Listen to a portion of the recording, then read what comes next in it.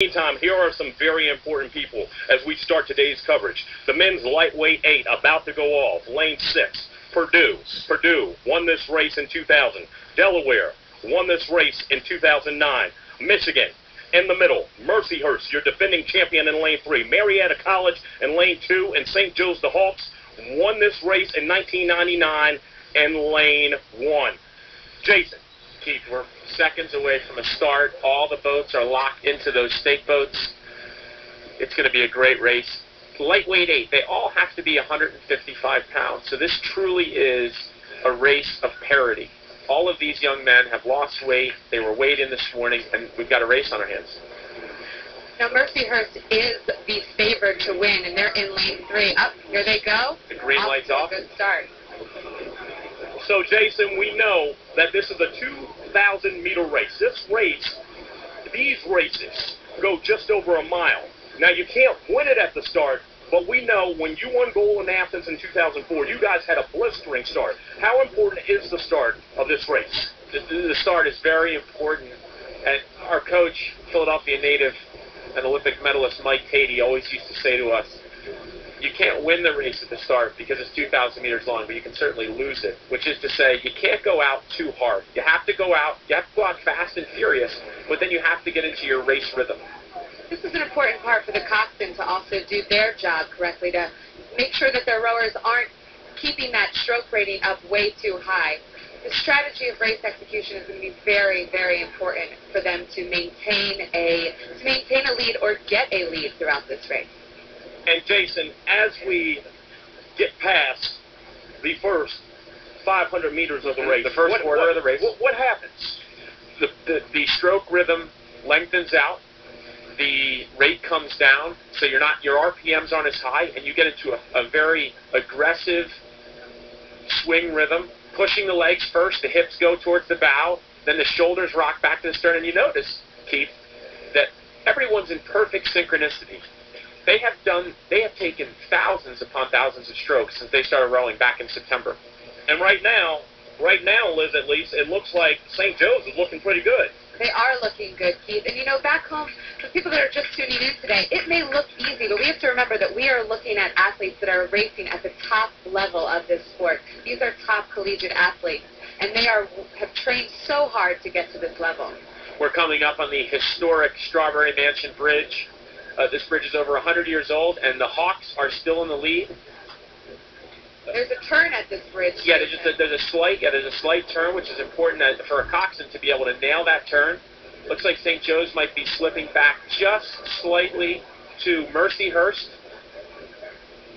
And at the same time, it looks like Purdue is actually in a decent spot. Yeah, the outside lane. As we look at the top of the screen, it looks like Purdue is in a decent spot. The Boilermakers are having a strong race thus far. They are. It's still anyone's race.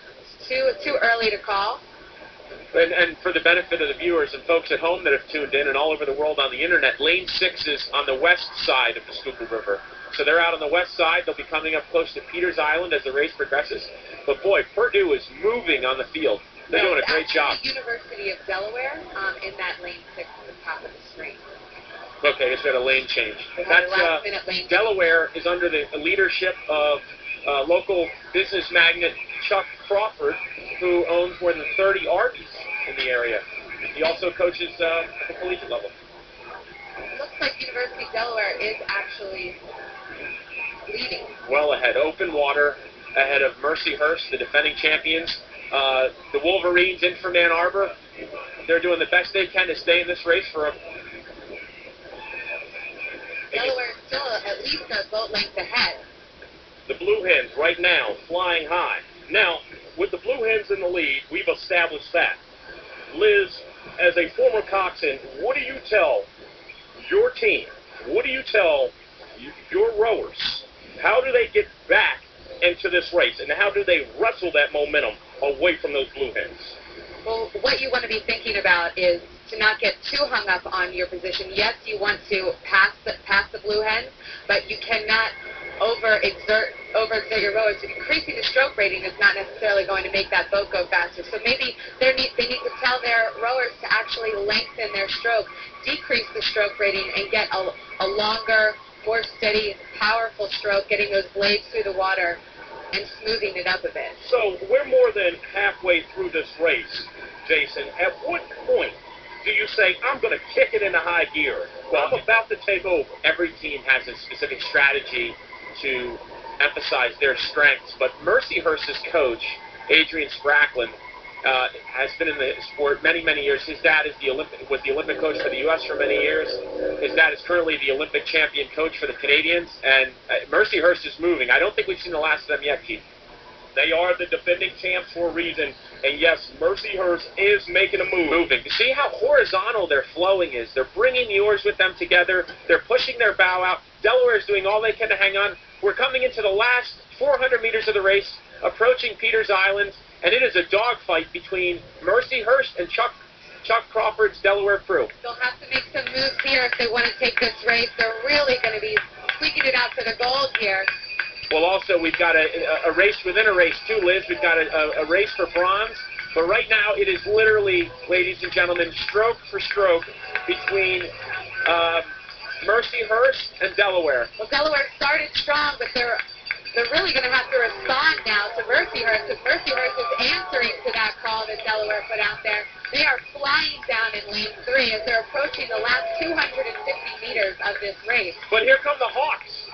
The Hawks are really pressing the Mercyhurst Lakers.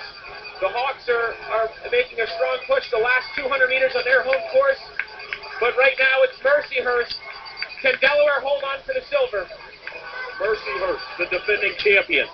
Delaware, the champs in 2009. The Blue Hens won it back, but not badly enough because Mercyhurst is stroking to victory. They're calling some high stroke ratings here, last few strokes of the race, and it looks like it's going to be Mercyhurst. Incredible. Mercyhurst laying low, and then they turned up the heat at the end. So, guys, overall, Mercyhurst wanted to defend their title, and Mercyhurst got exactly what they wanted. What a first race in the book. Hang tight. Much more from the Aberdeen Dadville Regatta presented by Coca-Cola. Let's knuckle up because we have more white knuckle finishes on the way. We are also pumped. Much more coming up.